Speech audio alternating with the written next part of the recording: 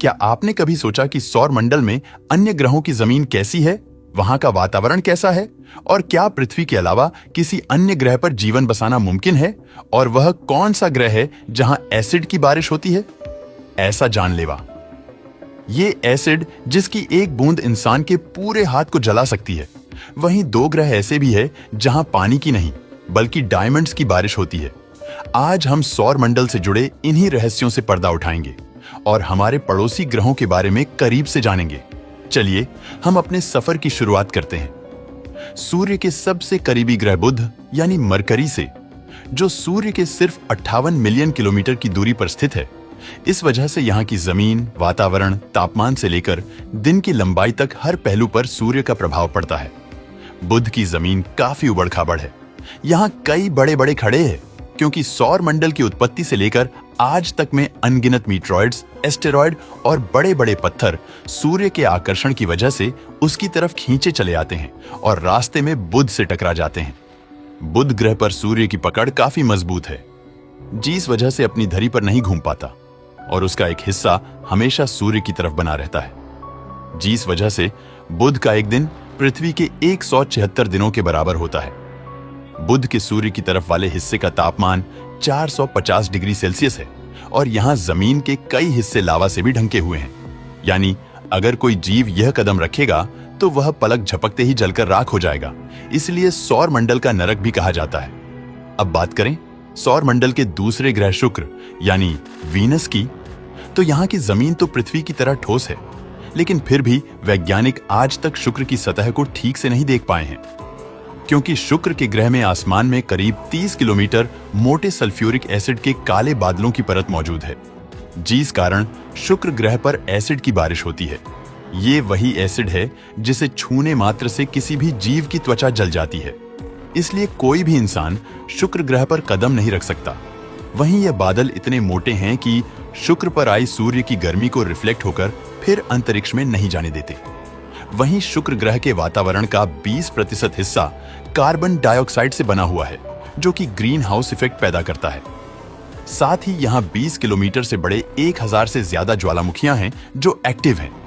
इसके अलावा जो आए दिन गर्मा गर्म लावा छोड़कर उसे बाहर फेंकती रहती है और शुक्र की 60% जमीन गर्म लावे के साथ ढके हुई है। इन सभी कारणों की वजह से 24 घंटे 365 दिन शुक्र का तापमान 460 डिग्री सेल्सियस से भी ज्यादा रहता है। इसलिए इसे सौर मंडल का सबसे गर्म ग्रह कहा जाता है।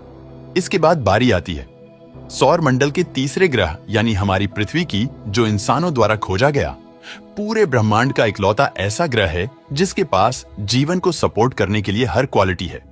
पृथ्वी का 71% हिस्सा पानी से ढका हुआ है, जबकि बाकी बचे 29% हिस्से में घने जंगल, पहाड़, खेत, रेगिस्तान और बर्फीले चट्टानें मौजूद हैं। यहाँ पानी तरल अवस्था में मौजूद है।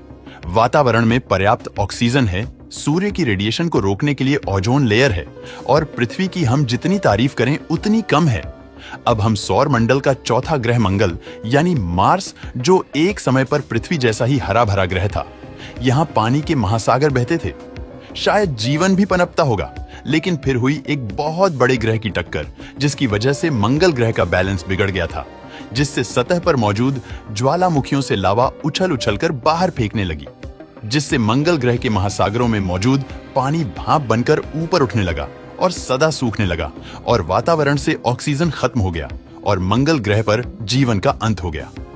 आज मंगल की जमीन पर काफी ज्यादा मात्रा में आयरन और खनिज पाए जाते हैं और इसी आयरन की वजह से यहाँ की सतह लाल है, जिस वजह से इसे रेड प्लेनेट कहा जाता है। मंगल ग्रह पर कई छोटे बड़े कंकड़ और चट्टानें हैं। यहाँ का वातावरण काफी पतला है और मैग्नेटिक फील्ड ना के बराबर है, लेकिन फिर भी वैज्ञानिक मंगल ग्रह को ही जीवन बसाने के लिए सौर मंडल का सबसे श्रेष्ठ ग्रह पृथ्वी के बाद मानते हैं, क्योंकि दूसरे ग्रहों की हालत तो इससे भी ज्यादा बुरी है। और अगला ग्रह आता है बृहस्पति यानी जुपिटर। यह सोलर सिस्टम का सबसे बड़ा ग्रह है, जो पूरी तरह से गैस और तरल पदार्थों से बना है और इसका आकार इतना बड़ा है कि इसके अंदर 1300 पृथ्वी समा सकती है।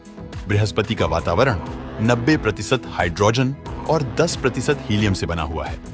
यह बृहस्पति ग्रह के अंदर हजारों किलोमीटर की गहराई तक फैला हुआ है और नजदीक से देखने पर यह तूफानी बादल के रूप में दिखाई देता है।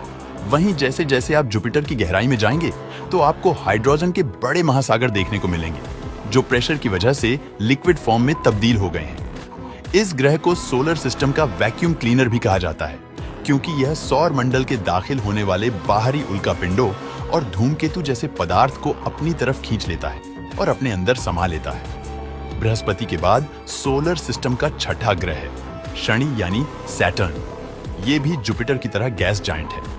हालांकि शनि के चारों ओर एक खूबसूरत रंग दिखाई देते हैं, जो जमी हुई बर्फ और चट्टानों के छोटे छोटे टुकड़ों जैसे ठोस पदार्थों से बनी है। जब ये बर्फ सूरज की किरणों को रिफ्लेक्ट करती है तो ये चमकती हुई दिखाई पड़ती है।